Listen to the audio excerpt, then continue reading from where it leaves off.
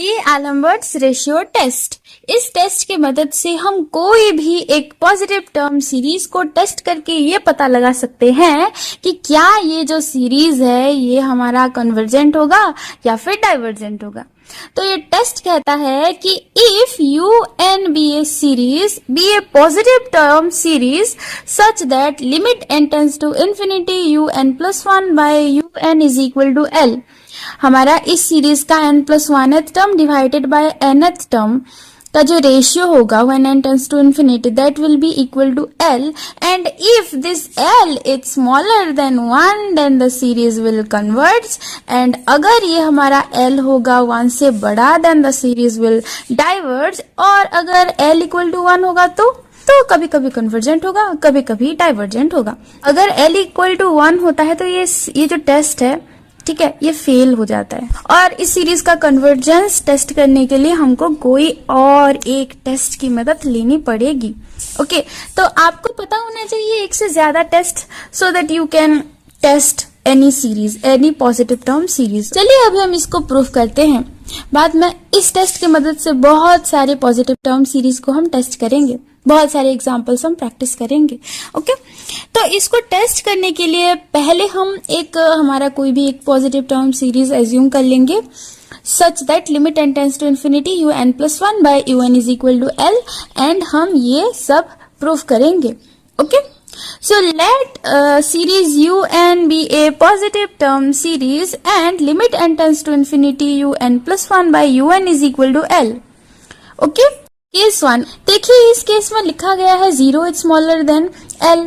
ऐसा क्यों लिखा गया है भाई? इधर ये हमारा जो सीरीज है ये एक पॉजिटिव टर्म सीरीज है, यानी कि इसके जितने भी टर्म्स हैं सब पॉजिटिव हैं, यानी कि इसका जो रेशियो होगा वो भी पॉजिटिव होगा फॉर ऑल n, है ना। तो जब हम n को इन्फिनिटी की तरफ अप्रोच करेंगे तब जो इस लिमिट का वैल्यू आएगा, ठीक है, this L, this is also positive because ये दोनों पॉजिटिव हैं फॉर ऑल n, तो L भी पॉजिटिव होगा, है ना, यानी कि L हमेशा ही 0 से बड़ा होगा।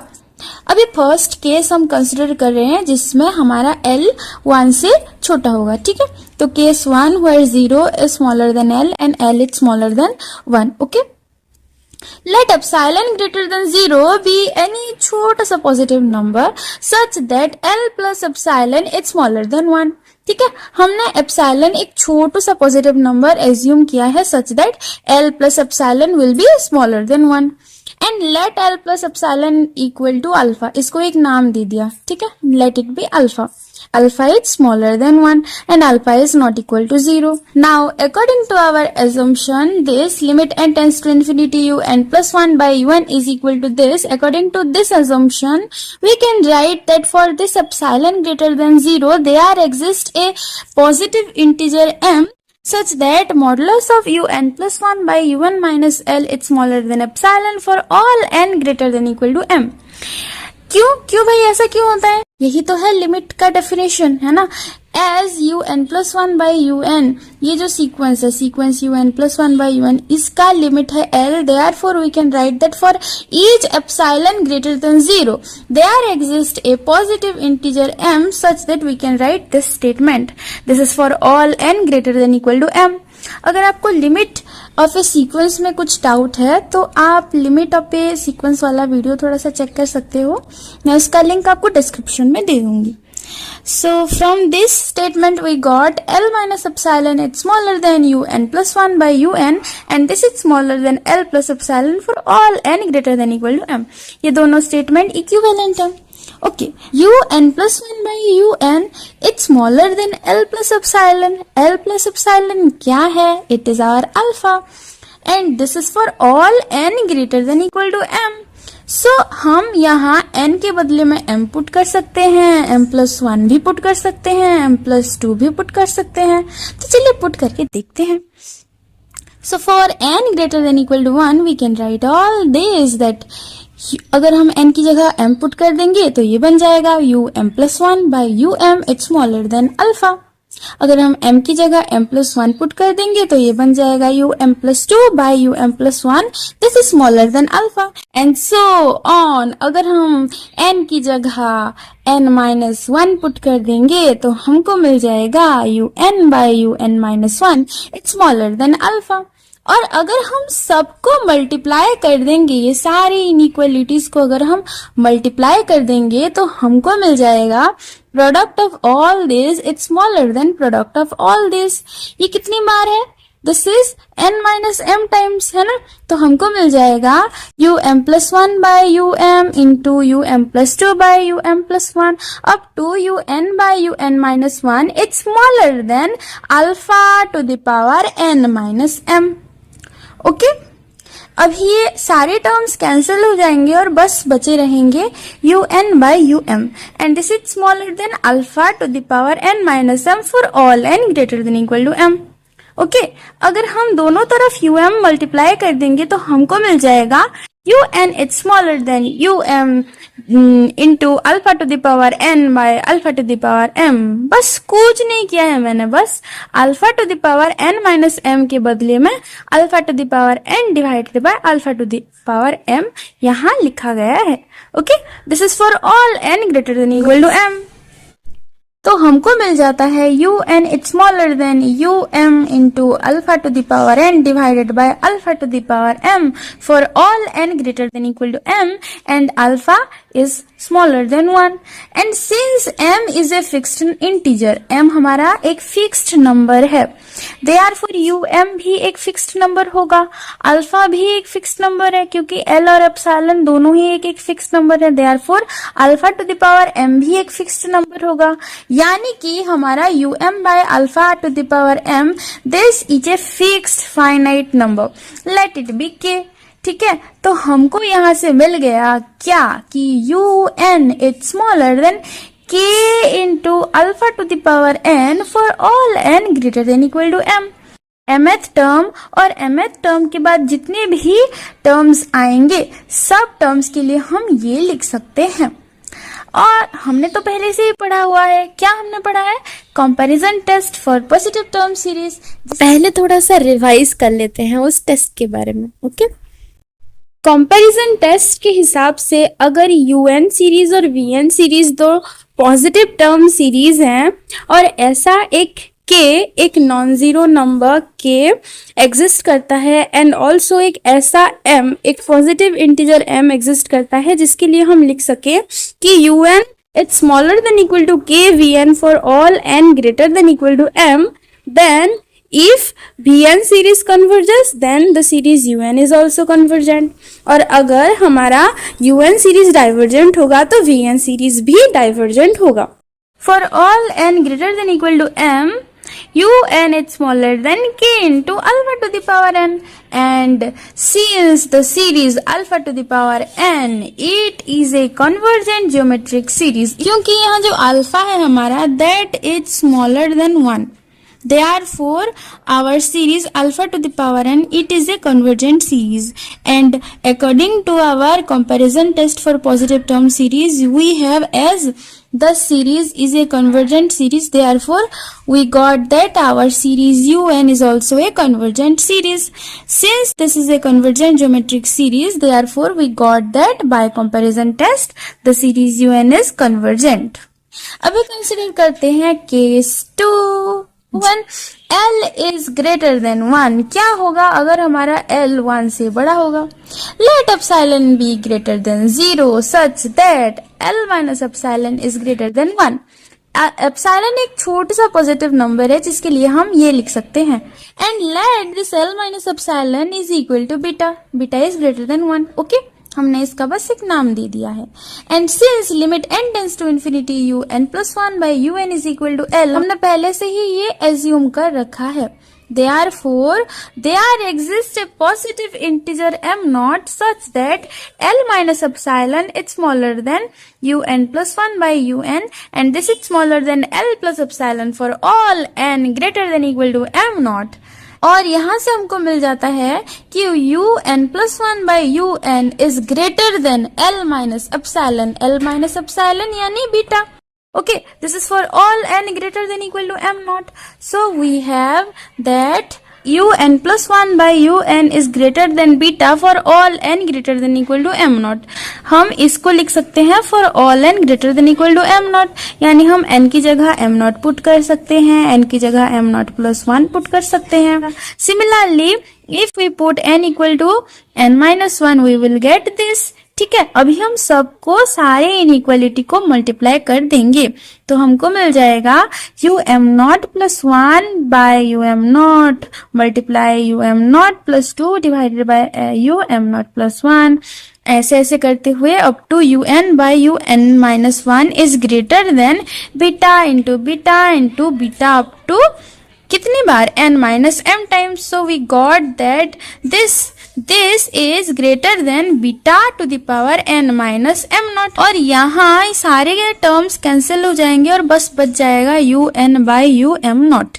ठीक है, so we got un by um naught is greater than beta to the power n minus m naught for all n greater than equal to m naught. और अगर हम दोनों साइड um naught मल्टीप्लाई कर देंगे तो हमको मिल जाएगा un is greater than um naught divided by beta to the power m naught whole into beta to the power n. ठीक है, तो हमको मिल जाएगा un is greater than um naught into beta to the power n divided by beta to the power m naught.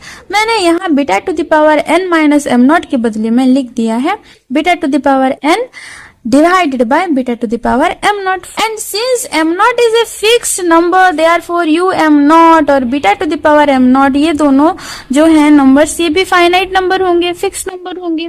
सो हमारा जो um naught divided by beta to the power m naught है, it is a fixed finite number. Let it be k. हमने इसको एक नाम दे दिया k. ठीक है, तो हमको मिल जाता है un is greater than k into beta to the power n for all n greater than equal to m naught. और भाई कंपैरिजन टेस्ट के हिसाब से as this beta to the power n वाला जो सीरीज है, series beta to the power n, it is a divergent series because beta is greater than 1. ठीक है, ये तभी कन्वर्जेंट होता है अगर हमारा बीटा जो है वो 1 से छोटा होता. ठीक है, लेकिन इस केस में तो बीटा 1 से बड़ा है, therefore it is a divergent series and hence by comparison test we got that this series un in this case is divergent. So we got that the series is divergent for L is greater than 1. अगर हमारा L 1 हो जाएगा तो test हमारा fail हो जाएगा. देखते हैं भाई फेल होता है या पास होता है. एक एग्जाम्पल ले लेते हैं. We know that this series summation 1 by n, it is a divergent series and it is a convergent series. क्योंकि summation 1 by n to the power p, the series will convergent if and only if p is greater than 1. इसका भी proof हमने किया है. ठीक है, सो इसके हिसाब से ये एक डाइवर्जेंट सीरीज है, ये एक कन्वर्जेंट सीरीज है. अभी देखते हैं इन दोनों के केस में L का वैल्यू क्या होता है. ठीक है, so limit n tends to infinity un plus 1 by un is equal to our L is equal to limit n tends to infinity 1 by n plus 1 divided by 1 by n है ना. un plus 1 क्या हो जाएगा इस case में 1 by n plus 1, that is our n plus 1th term है ना, और डिवाइडेड बाय nth टर्म क्या है 1 बाय n. सो ये बन जाएगा limit n tends to infinity n by n plus 1 which is equal to limit n tends to infinity. अगर हम न्यूमरेटर और डिनोमिनेटर दोनों में ही n डिवाइड कर देंगे तो हमको ये मिल जाएगा. And limit n tends to infinity 1 by n क्या है 0, so this is equal to 1.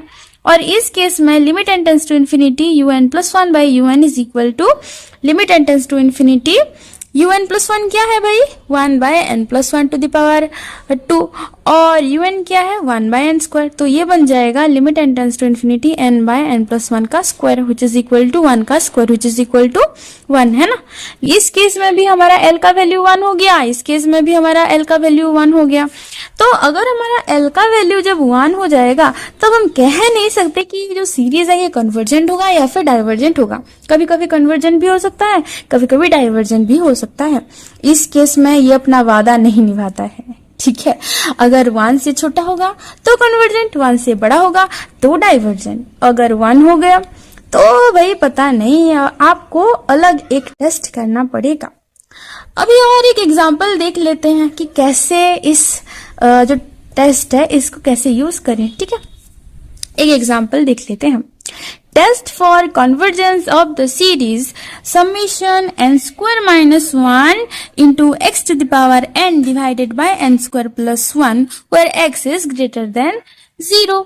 Late un हमारा जो nth टर्म है it is n square minus 1 by n square plus 1 whole into x to the power n। अभी limit n tends to infinity un plus 1 by un क्या होता है देखते हैं। ठीक है, 1 से छोटा होगा तो और 1 से बड़ा होगा तो बोलिए बोलिए, मैं आपके लिए चुप हुई हूं। अगर इसका वैल्यू 1 से छोटा होगा तो इट इज कन्वर्जेंट, अगर इसका वैल्यू 1 से बड़ा होगा तो क्या डाइवर्जेंट। वेरी गुड, आपको brilliant.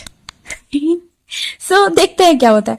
Limit n tends to infinity u n plus 1 क्या हो जाएगा, n की जगह n प्लस 1 पुट कर देंगे तो ये बन जाएगा n प्लस 1 का square minus 1 divided by n plus 1 का square plus 1 into x to the power n plus 1 और डिवाइडेड बाय un करेंगे। ठीक है, that will be equal to n square plus 1 by n square minus 1 into x to the power n, है ना।